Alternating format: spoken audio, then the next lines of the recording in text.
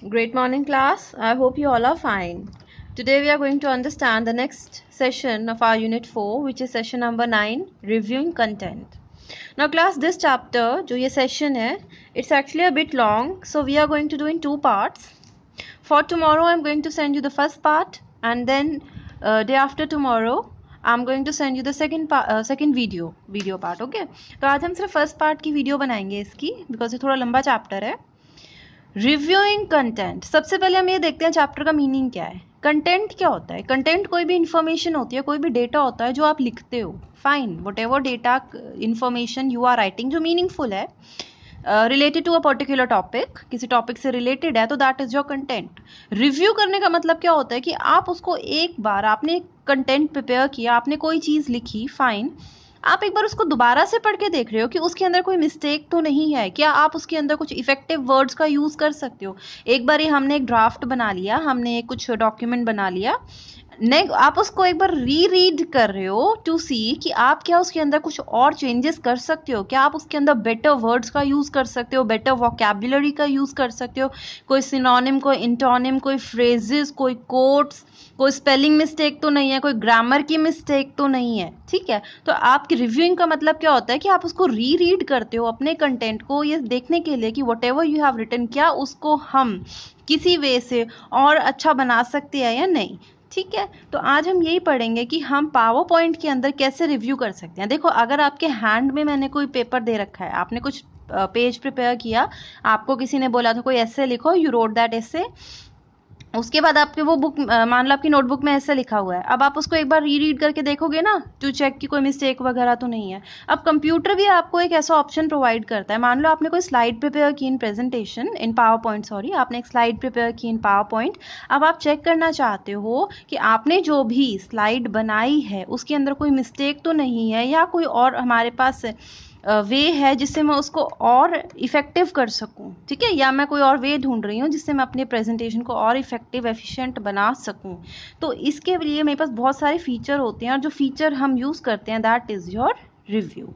तो if you are reviewing a print out और hard copy of any document, you might check the spellings. वो यही बोल रहा है कि आपके पास मान लो कोई हार्ड कॉपी है किसी डॉक्यूमेंट की या प्रिंट आउट है, तो आप स्पेलिंग को चेक कर सकते हो. वेरीफाई द वोकैब यूज, जो वोकैबुलरी यूज़ की गई है. Add comment in the margin, side में आप कॉमेंट्स ऐड कर सकते हो कि तुम ये भी लिख सकते हो, या इसको, इस चीज़ को बाद में बताना, पहले ये वाली चीज़ बता दो, कुछ ऐसा कॉमेंट हो सकता है. कंपेयर कर सकते हो या rough and final draft side by side, कि आपने सोचा क्या था. रफ ड्राफ्ट का मतलब क्या हुआ कि आप पहले हम सोचते भी तो है ना साइड बाय साइड कि ऐसे लिखेंगे, तो मैंने ऐसा सोचा था और मैंने ऐसा प्रिपेयर किया. तो power point offers all this in a digital form by offering the review feature. तो ये सारी चीज़ें आप एक स्लाइड के अंदर भी कर सकते हो, कंप्यूटर के अंदर भी कर सकते हो, और वो फीचर क्या है आपका review. You should always review the presentation and make the desired changes before presenting it to the audience. Audience को प्रेजेंट करने से पहले अपनी प्रेजेंटेशन को आपको ये सारे चेंजेस कर लेने चाहिए, यानी अपने कंटेंट को एक बार रिव्यू कर लेना चाहिए. क्योंकि ये नहीं हो ना कि आप ऑडियंस के पास जा रहे हो और इतनी बड़े प्रोजेक्टर पे आपने एक स्लाइड लगा रखी है और उसके अंदर स्पेलिंग मिस्टेक्स हैं, या जो आपने वर्ड चूज कर रखे हैं वो इतने नेव हैं. एक एग्जाम्पल देती हूँ. जैसे आपको किसी बच्चे को देखा, छोटा सा बच्चा था, आपने बोला यार this child is so sweet. अब स्वीट तो शुगर भी है, तो यहाँ पे जब कोई स्वीट वर्ड है ना, बहुत नेव है. नेव मतलब होता है कि बहुत ही ठीक है, मतलब नॉर्मल से इंग्लिश वाला वर्ड है. आप क्या बोल सकते थे, this child is so adorable. Adorable का मतलब भी स्वीट ही होता है, लेकिन इससे क्या हुआ, आपकी वो कैब जो थी वो इन्हांस हो गई. आपने स्पेशली एक स्पेसिफिक वर्ड यूज़ कर लिया कि हाँ बच्चा बड़ा ही एडोरेबल सा है, मतलब स्वीट ही है, लेकिन एक्चुअली जब आप प्रेजेंट कर रहे हो तो इफेक्टिवनेस एडोरेबल से जो आ रही है वो स्वीट से नहीं आ रही, क्योंकि शुगर भी स्वीट होती है. ठीक है, कोई भी जो आप मिठाइयाँ वगैरह खाते हो वो भी स्वीट ही होती हैं. ठीक है, तो हम क्या कर सकते हैं कि you should always review the presentation. हम क्या कर सकते हैं, अपनी प्रेजेंटेशन को रिव्यू कर सकते हैं और डिजायर्ड चेंजेस कर सकते हैं उनको प्रेजेंट करने से पहले. तो सबसे पहले यही आता है कि आप रिव्यू फीचर को यूज़ कैसे करोगे. The review feature offers the options for proofing the presentation. अब ये रिव्यू फीचर आपको क्या क्या प्रोवाइड करता है. प्रूफिंग द प्रेजेंटेशन का मतलब होता है कि आप स्पेलिंग और ग्रामर को चेक कर सकते हो. ऐड कॉमेंट्स कर सकते हो. कॉमेंट में आप ये लिख सकते हो कि इसको थोड़ा और अच्छे से एक्सप्लेन करो, या ये वाली चीज़ हटा दो, डिलीट दिस पर्टिकुलर लाइन, और you can add this particular quotation etcetera. Edit comments का मतलब क्या होता है कि कोई कमेंट था उसी के अंदर आप चेंज करना चाहते हो, और कंपेयर प्रेजेंटेशंस, कि आपने मान लो किसी आपने एक साइड में प्रेजेंटेशन रखी हुई थी, आप सोच रहे थे कि इसके जैसा ही कुछ मैं अपनी प्रेजेंटेशन को बनाऊंगी, तो आप उस प्रेजेंटेशन को और अपनी जो फेयर प्रेजेंटेशन जो आपने बना रखी है उनमें कंपैरिजन भी कर सकते हो कि मेरी और सेकंड प्रेजेंटेशन में क्या डिफरेंस आ रहा है या किस ढंग से हमारी चल रही है। Next is proofing the presentation. Proofing का मतलब क्या है? Spelling and grammar check. To make sure that your presentation appears professional, you would like to ensure that there are no spelling errors. कि आप ऑब्वियसली अगर आप प्रोफेशनल वे से presentation बना रहे हो तो उसमें कोई स्पेलिंग मिस्टेक नहीं होनी चाहिए। So to run a spell check, अगर आपको स्पेलिंग एंड ग्रामर चेक चलाना है तो what you have to do is open the presentation. उसके बाद जैसे आपका होम टैब होता है, इंसर्ट टैब होता है, वैसे ही आपका एक रिव्यू टैब होता है, ठीक है। तो आपको रिव्यू टैब में जाना है। रिव्यू टैब में जाते ही आपके पास प्रूफिंग का ग्रुप आएगा, as you can see over here. This is your proofing group and in this proofing group you are having the option of spelling. आप spelling पे click कर दो। तो जैसे ही spelling पे click करोगे तो spelling dialog box will open. For each spelling error, PowerPoint will try to offer one or more suggestions. You can select the correct one and click on the change or change all for all instances of the word in the presentation to correct the error. जैसे ही आप इस spelling पे click करोगे तो spelling का dialog box open होगा। इसके अंदर अगर आपके किसी word में mistake होगी वो लिखेगा नॉट डिक्शनरी में, उसने बता दिया। अब आपको पहले तो वो कुछ सजेशंस देगा कि इट माइट हैपन कि आपने एक्सीडेंटली मिसस्पेल किया है वर्ड को, तो it will tell you the right spellings. अगर आपको लगता है राइट स्पेलिंग है तो आप चेंज पे क्लिक कर दो, ठीक है। अब मान लो आपने इस वर्ड को 10 टाइम्स यूज़ किया है तो आप चेंज की जगह ना चेंज ऑल पे क्लिक कर दो, तो जहाँ 10 टाइम्स आपने इसको यूज़ किया होगा हर प्रेजेंटेशन में ये चेंज हो जाएगा। फिर आता है ignore and ignore all. Ignore का मतलब क्या होता है कि या छोड़ दो, स्किप कर दो, ये ठीक है। जैसे कई बार हम नेम्स लिखते हैं, राइट, मान लो आपका नेम लिखा रोहित, तो क्या होगा, रोहित पे वो एरर दिखाएगा, कई बार दिखाता है कंप्यूटर नेम्स पे स्पेशली। तो रोहित के स्पेलिंग तो हमें भी आते हैं, तो हम उसको इग्नोर कर सकते हैं, इग्नोर ऑल। इग्नोर ऑल करेंगे तो जहाँ जहाँ रोहित लिखा होगा वो सबको इग्नोर करता जाएगा, वहाँ पे ये डायलॉग बॉक्स ओपन नहीं होगा, वहाँ वो मिस्टेक नहीं दिखाएगा। अगर सिर्फ इग्नोर पे क्लिक करते हैं तो वन टाइम जो पहली अकरेंस थी उसको तो वो रिज्यूम कर देगा, इग्नोर कर देगा, लेकिन जो बाकी की आपकी अकरेंसेज आएंगी उस पर फिर से वो शो करेगा कि यहाँ पे मिस्टेक है। फिर आता है एक ऑप्शन ऐड का। ऐड में वो क्या करता है, this adds the word to PowerPoint dictionary so that it never comes up again as a spelling error. मतलब उस वर्ड को वो किस में सेव कर देता है, पावरपॉइंट की डिक्शनरी में। अब जब भी आप रोहित वर्ड यूज करोगे उसको वो कभी शो नहीं करेगा एज अ मिस्टेक, ठीक है। Now next topic is using the thesaurus. अब हम किसको यूज कर रहे हैं, thesaurus को। A thesaurus is a repository for words. Repository क्या होता है, स्टोर हाउस होता है। मतलब स्टोर हाउस मतलब जहाँ बहुत सारी चीज़ों को स्टोर करते हो। तो थिसॉरस होता है क्या है, जहाँ पे आप बहुत सारे वर्ड्स को इकट्ठा करते हो। That list group words group together according to their meaning, synonyms and antonyms. मतलब थिसॉरस क्या क्या कंटेन करता है, वर्ड्स को कंटेन करेगा, ठीक है, उनका मीनिंग को कंटेन करेगा, फिर सिनोनिम्स को भी कंटेन करेगा हर एक वर्ड के, और उनके एंटोनिम को भी। आपको पता है सिनोनिम क्या होते हैं, सिमिलर वर्ड्स, और एंटोनिम क्या होते हैं, अपोजिट वर्ड्स। तो ये होता है सिंपल थिसॉरस का मीनिंग। ऐसे ही माइक्रोसॉफ्ट पावरपॉइंट के अंदर भी क्या है, एक थिसॉरस है, एक डिजिटल थिसॉरस है, which helps users better understand the meaning of words and use them more effectively efficiently in their writing. देखो कई बार क्या होता है, मैंने आपको जैसे वो एडोरेबल का एग्जाम्पल बताया था कि कई बार हम क्या करते हैं, हमें ऐसा नहीं होता कि हमें पता नहीं होता, इट्स जस्ट दैट उस टाइम पे हमें रिकॉल नहीं हो रहा होता कि हम इससे बेटर वर्ड कौन सा यूज कर सकते हैं।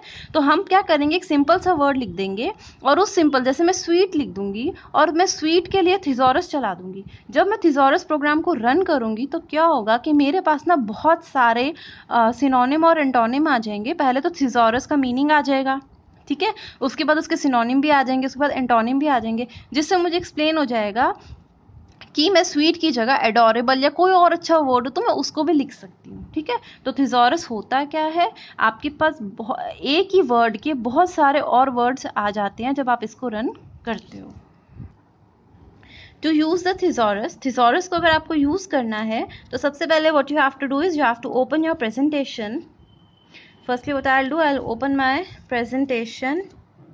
Then select the word for which you wish to see the meaning or wish to look up the alternative. अगर आपको उस word को आप select कर लो जिसके लिए आपको meaning देखना है या उसका alternative. Review tab के अंदर जाना है, आपको thesaurus का option मिलेगा.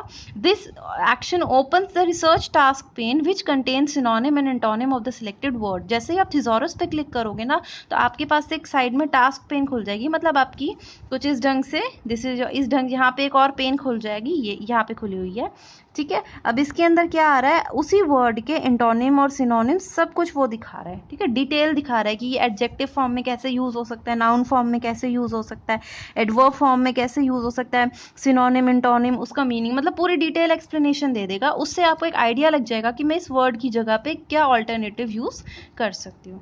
Once you find the word you need, hover the cursor over the word. एक बार इन सारे वर्ड्स में से जो वर्ड आपको अच्छा लगे आप उस पर माउस को जस्ट उस पर लेकर जाओ. होवर का मतलब क्या होता है, उस पर लेकर जाना, क्लिक नहीं करना.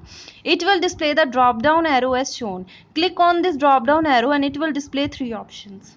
ठीक है, मान लो आपको ये वाला वर्ड पसंद आया तो बस उसके ऊपर अपने माउस को लेकर जाना है, अपने पॉइंटर को क्लिक नहीं करना, एक ड्रॉप डाउन एरो आ जाएगा ऐसे 3 ऑप्शंस के साथ.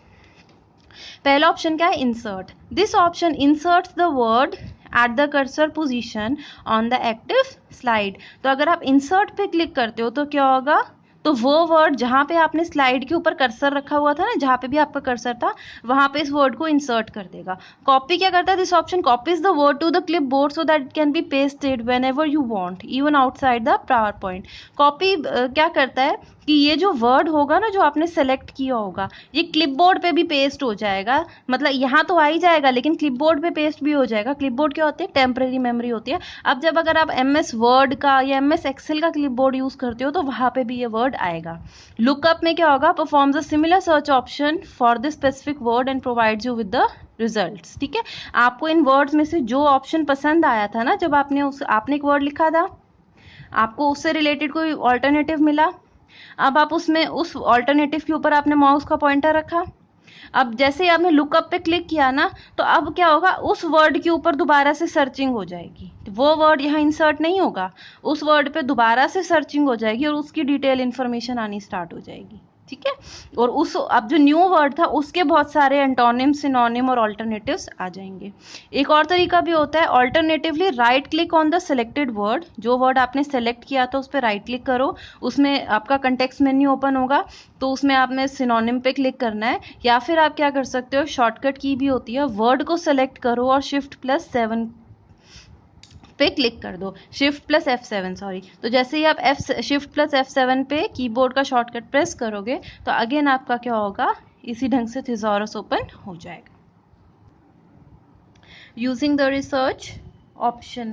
Research option are specific reference books and research sites available in MS Office 2010 to help you with the multilingual needs. In the research option dialog box, you can connect with various online and offline reference resources such as dictionaries, thesaurus, translation, utilities in several languages. देखो कई बार क्या होता है, आप research कर रहे होते हो, ठीक है, तो आपको रिसर्च के टाइम पे बहुत सारे एडिशनल रिसर्च पेपर्स या बुक्स या साइट्स ऐसी देखनी पड़ती हैं. तो एक तो है कि आप गूगल क्रोम को पहले which is your web browser, you can use any other internet explorer और मोजिला फायरफॉक्स, कोई भी वेब ब्राउज़र आप यूज़ कर सकते हो as per whichever you are having, whichever you have downloaded on your computer. But एक वे तो ये है कि आप किसी वेब ब्राउज़र को ओपन करो, you just type your name of the research और उससे रिलेटेड आर्टिकल्स को चेकआउट करो, रीड करो. सेकंड ऑप्शन आपके पास क्या होता है, MS ऑफिस ने आपको ऑप्शन दे रखा है रिसर्च का, जिसमें आप क्या कर सकते हो, आप स्पेसिफाई करोगे अपनी नीड्स को कि आपको क्या क्या चाहिए, उससे रिलेटेड आपके पास बुक्स और साइट्स जो होंगी वो आपके पास आ जाएंगी. ठीक है, तो आप उनको भी रीड आउट कर सकते हो, मतलब आपको स्पेशली वेब ब्राउज़र को ओपन करने की नीड नहीं है, आपके MS वर्ड के अंदर ही आप ऑप्शन को सेलेक्ट करोगे कि मुझे ऐसे ऐसे चाहिए और उसके रिगार्डिंग आपको बुक्स और रेफरेंस रिसर्च साइट्स जो है वो ओपन होती जाएंगी. ठीक है, तो इसके लिए in research options dialog box you can connect with various online and offline reference resources. और रिसोर्सेज हो कैसे सकते हैं, डिक्शनरीज हो सकती है, थिसॉरस हो सकते हैं, ट्रांसलेशन यूटिलिटीज़ भी वो आपको प्रोवाइड करता है. ट्रांसलेशन यूटिलिटी मतलब ट्रांसलेशन टूल. मान लो कोई डॉक्यूमेंट है वो फ्रेंच में लिखा हुआ है तो ये क्या करेगा, उस डॉक्यूमेंट को फ्रेंच से इंग्लिश में भी कन्वर्ट कर देगा फॉर यू. ठीक है। मान लो किसी ने उसी टॉपिक पे रिसर्च की पर उसने फ्रेंच में अपना पेपर पब्लिश किया, तो वो पेपर जो है वो आपके पास कन्वर्टेड होके आ जाएगा इन इंग्लिश। तो ये भी फैसिलिटी आपको रिसर्च ऑप्शन प्रोवाइड करता है। आपको सबसे पहले क्या करना है, प्रेजेंटेशन को ओपन करना है, सब उसके बाद आपको रिव्यू टैब के अंदर जाना है और रिसर्च ऑप्शन पे क्लिक करना है। तो जैसे आप रिसर्च ऑप्शन पे क्लिक करोगे तो राइट साइड पे आपकी रिसर्च टास्क पेन ओपन हो जाएगी। उसके अंदर रिसर्च ऑप्शन वाले बॉटम पेन पे एक ऑप्शन होगा, उस पर क्लिक करना है। जैसे आप रिसर्च ऑप्शन पे क्लिक करोगे तो ये डायलॉग बॉक्स आपके पास ओपन हो जाएगा। ये डायलॉग बॉक्स कौन सा है, रिसर्च ऑप्शन डायलॉग बॉक्स। इसके अंदर अब आपके पास ऑप्शन आ रहे होंगे, जैसे रेफरेंस बुक्स का है, अदर सर्विसेज का है। तो रेफरेंस बुक के अंदर वो आपको कौन कौन से ऑप्शंस दे रहा है, देखो इसके अंदर वो कह रहा है कि आपको थिजॉरस इंग्लिश में चाहिए, इंग्लिश यूके, इंग्लिश यूएस में, या फिर फ्रेंच में, स्पेनिश में, या ट्रांसलेशन चाहिए। तो जो भी आपकी रिक्वायरमेंट है आप उस पर बस टिक करते जाओ। तो रेफरेंस बुक्स के अंदर क्या है, you can choose the reference sites by selecting और deselecting the relevant check boxes. Basically वो आपको क्या प्रोवाइड कर रहा है, मटीरियल प्रोवाइड कर रहा है आपके रिसर्च का, बुक्स और रेफरेंस साइट्स। लेकिन वो किस लैंग्वेज में चाहिए, आपको ट्रांसलेशन चाहिए या नहीं चाहिए, तो वो सब आप चूज कर सकते हो। ठीक है। उसके बाद वो ये कहता है कि अगर आप ये देखना चाहते हो कि कोई पर्टिकुलर ऑप्शन क्या करता है, उसके बारे में अगर आप डिटेल जानना चाहते हो तो आप किस पे क्लिक कर सकते हो, प्रॉपर्टीज पे। प्रॉपर्टीज पे आप जैसे ही क्लिक करोगे तो service properties dialog box open होगा। अब इसके अंदर जैसे आप ट्रांसलेशन के बारे में जानना चाहते थे, आप ट्रांसलेशन पे क्लिक करके प्रॉपर्टीज पे क्लिक कर दो। तो आप देखोगे कि ये बता रहा है कि ट्रांसलेशन में क्या है, बायलिंगुअल डिक्शनरीज भी है, ऑफलाइन वाली, ऑनलाइन वाली। ठीक है, ट्रांसलेशन भी करेगा, कॉपीराइट का नोटिस बता रखा है, प्रोवाइड किसने किया हुआ है, पाथ क्या है, मतलब डिटेल बता रहा है इस चीज़ के रिगार्डिंग। अगर आपको एक्स्ट्रा इन्फॉर्मेशन चाहिए कि कोई भी पर्टिकुलर ऑप्शन क्या करता है तो आप प्रॉपर्टीज पे क्लिक कर सकते हो। फेवरेट में क्या करता है, मतलब अगर आप शो करना चाहते हो कि ये वाली चीज़ मेरी फेवरेट्स में है तो आप फेवरेट पे क्लिक कर दो। नेक्स्ट है, उसके नीचे आपको फिर 3 बटन्स दिख रहे हैं। पहला है add service, next is update remove, and third is parental control. Add service के अंदर क्या होता है, clicking on the add service button opens a dialog box, here you can select any available service. अगर मान लो आपको कुछ और एडिशनल सर्विसेज चाहिए, और भी ज़्यादा सर्विस चाहिए, तो आप ऐड सर्विस पे क्लिक कर दो। अगर कोई एडिशनल सर्विस होगी तो वो यहाँ शो हो जाएगी, आप उस पर क्लिक कर सकते हो। अपडेट एंड रिमूव के अंदर क्या होता है, मान लो आपने पहले क्या किया हुआ था, बहुत सारी सर्विसेज पर टिक किया, बाद में आपको लगा कि अननेसेसरी मटीरियल आ रहा है, आपके रिसर्च से वो रिलेटेड ही नहीं है, तो अगर आप कुछ रिमूव करना चाहते हो या ऐड और कुछ ऐड करना चाहते हो तो आप इस पर क्लिक कर सकते हो। इसके बाद आप उन्हीं जो आपने ऊपर सेलेक्ट की थी उन्हीं को सेलेक्ट एंड डी सेलेक्ट करके चेंजेस कर सकते हो।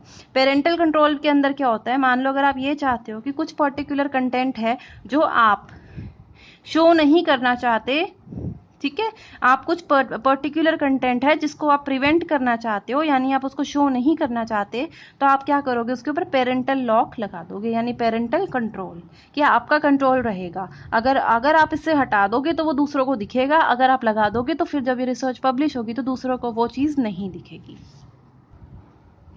Using the language options. The review feature contains the language group which offers options to translate as well as set language preferences.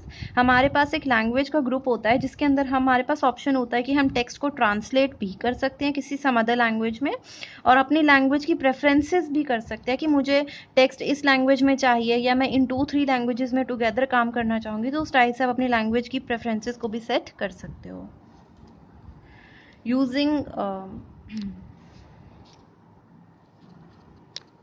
Using the translate option, आप देख सकते हो review tab के अंदर लैंग्वेज का ग्रुप है। लैंग्वेज ग्रुप के अंदर आपके पास 2 ऑप्शंस आ रहे हैं, one is your translate and second is your language. ठीक है, one is your translate and second is your language. Using the translate option, open the presentation, ठीक है, open the presentation in the review tab, click on the translate option in language group. आपने सबसे पहले क्या करना है, review tab के अंदर लैंग्वेज में जाके ट्रांसलेट पे क्लिक करना है। Select the translate selected text option, that this action opens the research task pen. जैसे ही आप इस पर क्लिक करोगे ना, आपने किस पे क्लिक करना है, इस पे क्लिक किया तो आपके पास ये ऑप्शन आएगा ट्रांसलेट सेलेक्टेड टेक्स्ट, क्योंकि एक ड्रॉप डाउन लिस्ट है, ऐसे आएगा ट्रांसलेट सेलेक्टेड टेक्स्ट। जैसे ही आप इस पर क्लिक करोगे तो आपके टास्क पेन में एक रिसर्च टास्क पेन ओपन हो जाएगा, उसमें आपने जो भी पैराग्राफ अपना सेलेक्ट किया होगा उसकी सारी ट्रांसलेशन आ जाएगी, और किसी और लैंग्वेज में चाहिए तो वो ऑप्शन भी आपके पास आ जाएगा। इसके अंदर ट्रांसलेट में जो सेकंड ऑप्शन होता है वो होता है मिनी ट्रांसलेटर का। मिनी ट्रांसलेटर क्या करता है, मान लो आपको सिर्फ इस वर्ड इंश्योर का ट्रांसलेशन चाहिए, पूरे पैराग्राफ का नहीं, तो आप सिर्फ इंश्योर पे क्लिक करोगे और जब मिनी ट्रांसलेशन पे क्लिक करोगे तो सिर्फ इंश्योर का जो है ट्रांसलेशन आपके पास आएगा, फुल पैराग्राफ का नहीं। जो नेक्स्ट ऑप्शन हमारे पास होता है वो होता है लैंग्वेज का। तो यूजिंग द लैंग्वेज ऑप्शन में क्या होता है कि सबसे पहले आप प्रेजेंटेशन को ओपन करो, select the text which you need to proof, मतलब जिसके अंदर आपको कोई भी चेकिंग करनी है ग्रामर वगैरह की। रिव्यू टैब में जाके लैंग्वेज ऑप्शन पे जाओ, लैंग्वेज ग्रुप के अंदर आपको पता ही है कि हाँ 2 ऑप्शन थे, ट्रांसलेट एंड लैंग्वेज। तो अब आपको प्रेजेंटेशन को ओपन करके टेक्स्ट सेलेक्ट करना है और लैंग्वेज के ऊपर चले जाना है। जैसे ही आप लैंग्वेज के ऊपर जाओगे तो आपको मल्टीपल लैंग्वेजेस बताएगा, जो भी लैंग्वेज आपकी प्रेफरेबल हो आप उस पर टिक कर दो, ठीक है। अब जो भी लैंग्वेज आप सेलेक्ट करोगे ना, आपका स्पेलिंग एंड ग्रामर चेक क्या होगा, उसी लैंग्वेज के अंदर होगा।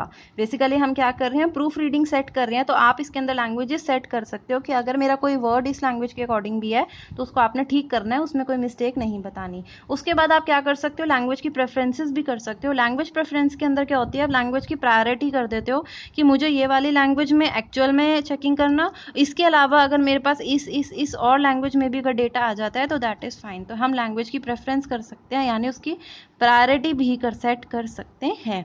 लैंग्वेज पे क्लिक करोगे तो यहाँ पे लैंग्वेज प्रेफरेंसेस का डायलॉग बॉक्स ओपन होगा, अपने रिक्वायरमेंट के अकॉर्डिंग आप जो भी सेटिंग करना चाहते हैं कर लीजिए। लास्ट में आपको ओके पे क्लिक करना है। तो क्लास ये फर्स्ट वीडियो है, सेकंड पार्ट जो है वो नेक्स्ट वीडियो में आएगा। Thank you.